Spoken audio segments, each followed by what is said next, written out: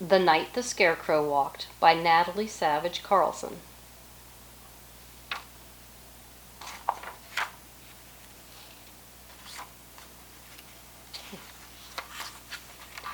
Eight-year-old Jeff and his little sister Libby Lou passed the cornfield every day on their way to and from school in the village, and they always stopped by the low stone wall to look at the scarecrow standing among the dry stubble.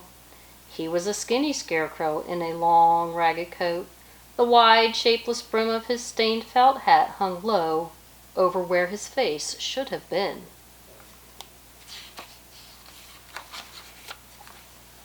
"He must be tired of standing in one place all the time," said Libby Lou one day. "Now that the corn is in the shed, he doesn't even have the crows to scare away." "Silly," scoffed Jeff. "Scarecrows don't get tired of anything. They aren't real people." "But he looks tired of standing there with nothing to do," insisted Libby Lou. "I bet he would like to walk out of that cornfield and see what the rest of the world is like." "Tonight is Halloween," Jeff reminded her. "Maybe the ghosts and witches will take him for a ride with them." We can show him our jack-o'-lantern," said Libby Lou. "That might cheer him up even if he can't leave the field."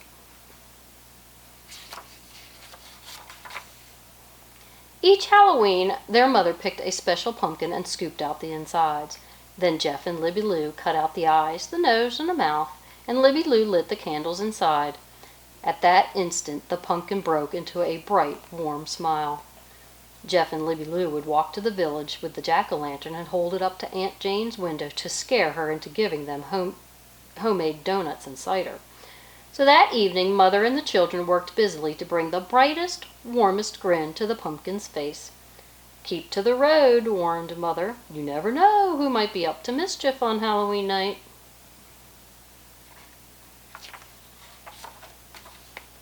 The children promised to take her advice. They started down the road. It was a fit night for ghosts and witches. The pale moon looked like the ghost of a dead planet. Formless shapes moved across the road as if trying to block the children's path. Their own shadows followed fearfully, clinging to their heels. An owl moaned from a nearby oak tree. The branches creaked eerily. The children's shadows drew closer and closer together. Only the cheery grin on the pumpkin's face gave them the courage to go on. Soon they reached the stone wall of the cornfield. They looked across it. Jeff held the pumpkin high for the scarecrow to see, but a dark cloud slid across the face of the moon.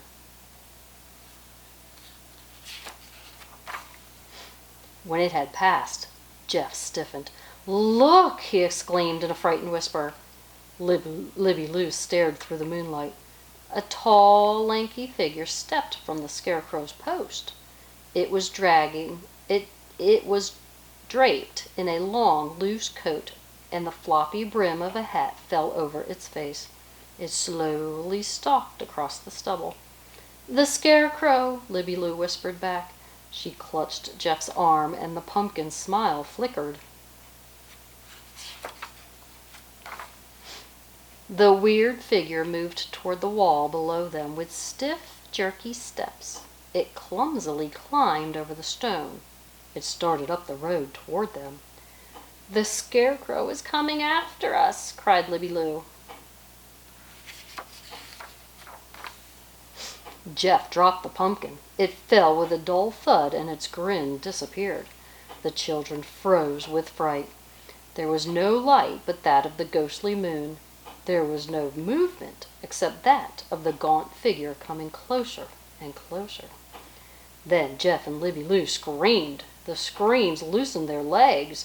They turned and raced homeward, their screams drowned out by the hoots of the owl.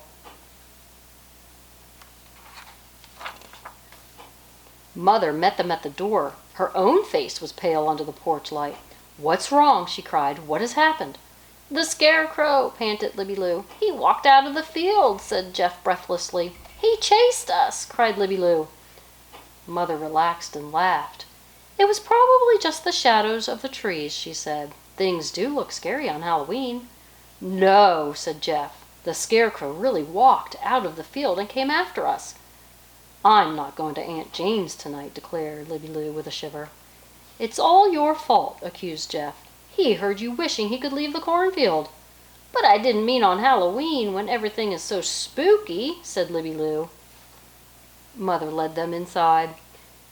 They stayed home. Then stay home and we'll have our own donuts and cider, she said. So they did just that, and even bobbed for apples before they went to bed. The next morning dawned clear and crisp. Only the sun made shadows, and the owl was asleep in the oak tree. "I'm not afraid of the scarecrow today," said Libby Lou. "He's probably back in his place." Mother paused by the window. "Who is that coming up the road?" she said. The children went out on the porch. Jeff suddenly leaned forward. "Look!" he cried. A skinny man in a long ragged coat was coming along with stiff, jerky steps. He was hunched forward, with the wide brim of a stained felt hat flopping over his face. As he neared the porch, he raised the brim and gave the children a gap-toothed jack-o'-lantern grin. Then he squawked, "Caw, caw, caw!"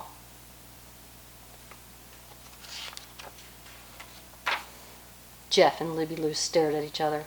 "The scarecrow!" exclaimed Libby Lou. "Come!" cried her brother. "Let's find out!" Jeff jumped off the porch and Libby Lou caught up with him on the road. They ran all the way to the cornfield. They stopped by the stone wall. The scarecrow was gone. Only 2 crossed sticks marked the place where he had stood.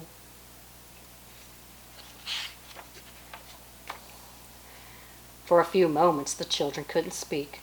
"It really was the scarecrow," said Libby Lou in an awed voice.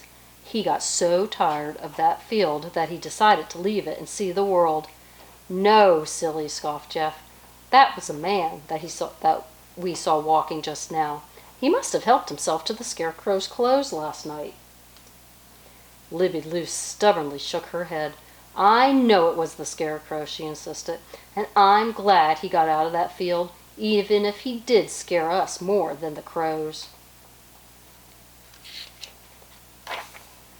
Jeff mulled over this for a few seconds. "Maybe," he half agreed. "I guess anything could happen on Halloween." The end.